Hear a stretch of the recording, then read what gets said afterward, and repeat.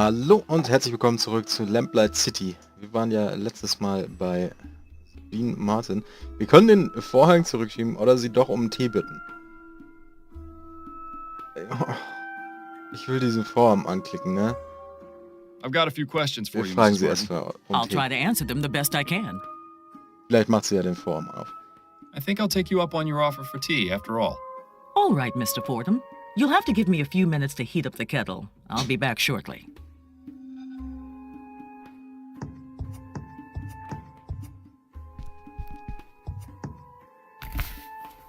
Amazing! Even more voodoo stuff back there.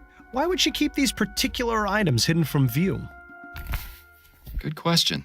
They obviously have some importance to her. I'd suggest asking, but I don't know if that's the best idea given how sensitive she seems to be about the subject.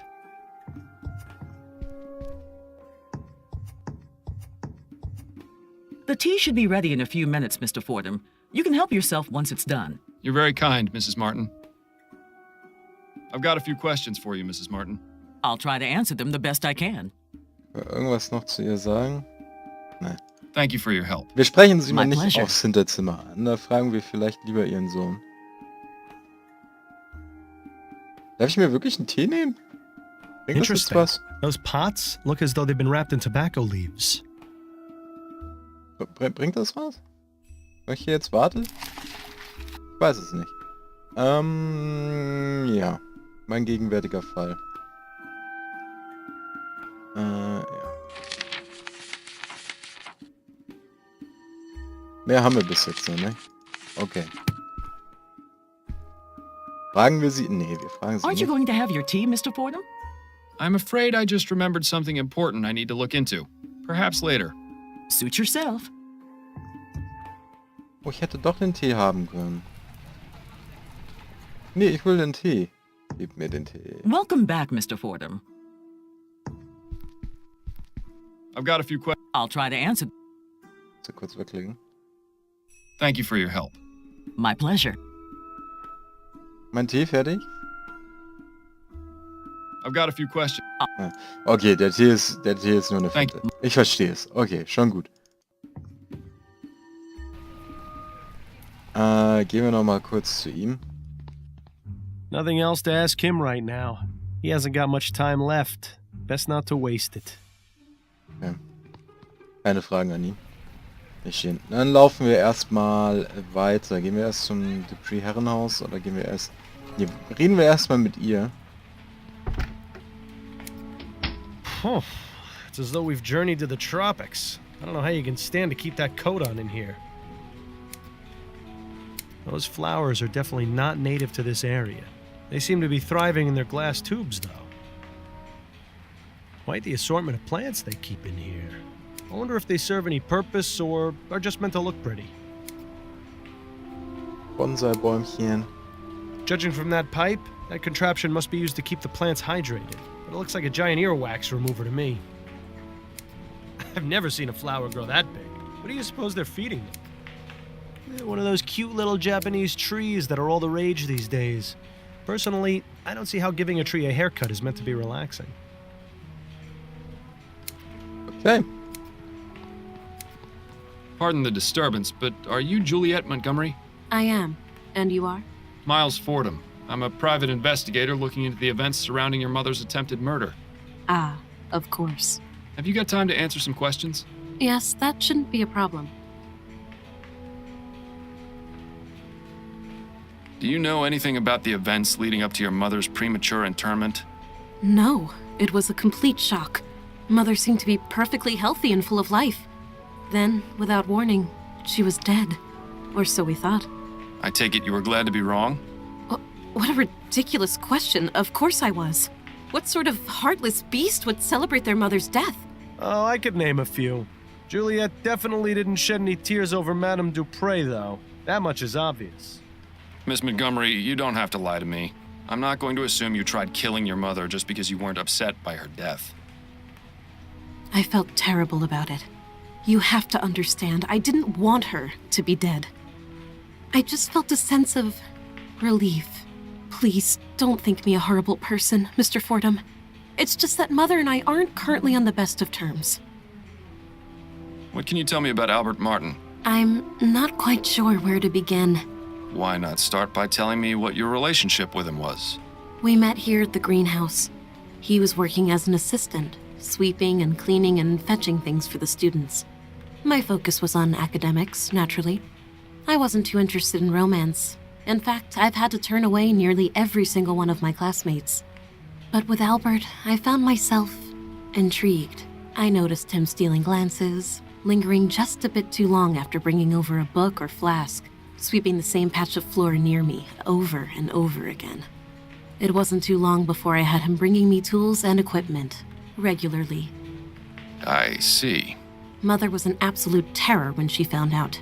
Do you believe Mr. Martin did what he stands accused of? I'm not entirely sure. It doesn't seem like him, but Albert can be quite passionate. If the police believe he's to blame, then they must have a reason for it. It wasn't any secret that he hated Mother. Perhaps I should have ended things sooner. It was satisfying to know that Mother was displeased, but I never imagined it would lead to something like this. Well, it's nice to see she's all heart. Why don't you and your mother get along? We've never completely seen eye to eye on anything. She always disapproved of anything I did.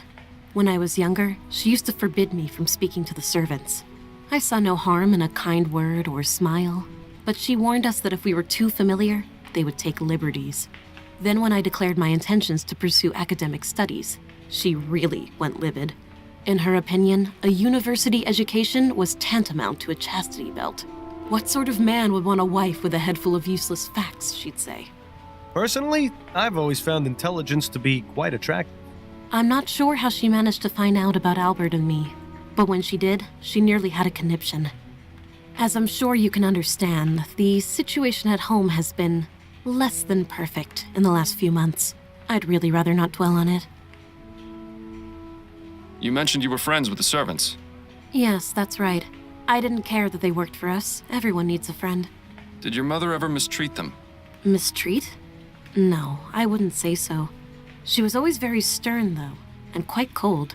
If they ever shirked their duties or misbehaved, they were punished, of course, but nothing out of the ordinary that I ever saw. Most of the servants are my friends, but I'm closest with Amelie, the kitchen maid. Mother wasn't too happy about that. Amelie's been around as long as I can remember. She's like the aunt I never had. So, you study botany. Fascinating subject. Are you an admirer of plants, Mr. Fordham? My wife has the green thumb in the household, but I do have a certain appreciation for them. Plants are amazing things, just like people in many ways. How do you mean? They need attention and care. Ignore a plant, and it will wither. Give it too much attention, and it will become sick. Plants have many things to teach us, and I greatly enjoy learning from them. These plants are impressive. Are they yours? Yes, I've developed a method to make them extra healthy and strong. They're larger than anything I've ever seen. How do you do it? Ah, but I can't reveal my secrets, Mr. Fordham. The world will hear about my discovery soon enough. Incidentally, do you know anything about Easter lilies? No, I don't keep or grow those here. No more questions for now. Then if you don't mind, I have work to do. Okay, das war zumindest ein bisschen aufschlussreich.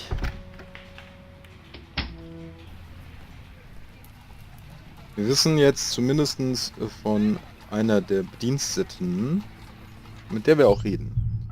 You are aware this is private property, sir? Yes, I'm Miles Fordham, private investigator. I'm looking into the incident involving Madame Dupre. I assume this is she? You assume correctly, Mr. Fordham. My apologies, but I thought the police had already made an arrest. That's right, but there's still some doubt as to the man's guilt. May I ask your name, sir?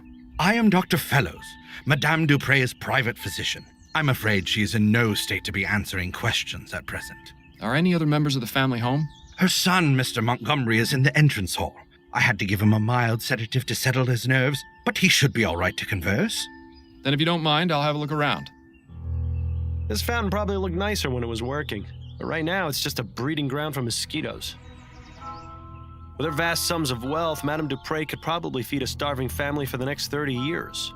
Instead, she uses the money to keep her hedges trimmed. Hä? With her vast sums of... Instead... Her eyes are glazed over and she's got a vacant, expressionless stare. She seems completely oblivious to her surroundings. If we didn't know she'd been buried alive, I'd say she was just exhibiting the typical symptoms of your average rich person. Doctor, may I ask you a few questions? Please be my guest. Tell me about Madame Dupre. She is a great woman and a pillar of the community. I cannot imagine why something like this could happen to her, or how someone could be capable of such a barbaric feat. Though this ordeal has been terrible, I am confident she will overcome. The power of her physical constitution is surpassed only by her strength of character. You think he'd say the same things if he wasn't on her payroll? I highly doubt it. How long have you been Madame Dupre's private physician? 5 years, and I've been practicing medicine for the past 30. I still spend a couple of days a week treating patients at Riverview Asylum. Oh, good. Maybe if you're lucky, he could be your doctor someday. Ooh, 30 years is quite a long time. You must have seen some incredible advances in the field of medicine. I have, yes. I can only wonder how things will change with all this talk of ethericity. There's speculation it can be used to restore necrotic tissue and instantly heal broken bones, among other things. If you ask me, a good bloodletting will never go out of fashion. What were the circumstances surrounding Madame Dupre's supposed death? Her son, Andrew, sent for me a few days ago after finding her unconscious and unresponsive. As I was unable to detect a pulse or breath, I had no other recourse but to declare her deceased. I judged that Madame Dupre had likely suffered a sudden cardiac arrest. It was most shocking to be proven wrong at a funeral. I can imagine. Where was the funeral held, by the way? St. Denis Cemetery. Madame Dupre wished to be interred in the tomb of her father's family, name of Chesterton. Perhaps I'll go have a look. Did you examine Madame Dupre after she reanimated? Of course. Physically, she appeared to be in fine health aside from minor dehydration. I found no marks or bruising on her body. Mentally is a different story, however. She's remained in an unresponsive state ever since. Do you have any opinions on what caused Madame Dupre to appear dead? The most likely cause I can imagine is some sort of poison or toxin. Ich sage, es war doch entweder er, die Mutter oder ihre eigene Tochter mit irgendwas aus dem Gewächshaus. Aber das sind nur meine 5 Cent. What leads you to believe Madame Dupre was poisoned? The symptoms she experienced were consistent with prior cases of poisoning I've studied. And didn't the young man arrested have ties to some kind of black magic cult? There have been reported cases of these practitioners using poisons to make people appear dead, then commanding them to do their bidding. I recall reading about a man in the West Indies who was given tetrodotoxin, that's the toxic secretion from a pufferfish, declared dead and buried. He appeared alive in his village some 20 years later. Doesn't that seem a bit far-fetched to you, Doctor? Facts are facts, Mr. Fordham. Surely someone in your line of work can appreciate that. 20 Jahre Those are begraben, all ist the immer noch questions am I've Leben. got for now. I hope I answered them adequately. Okay. Gehen wir mal rein.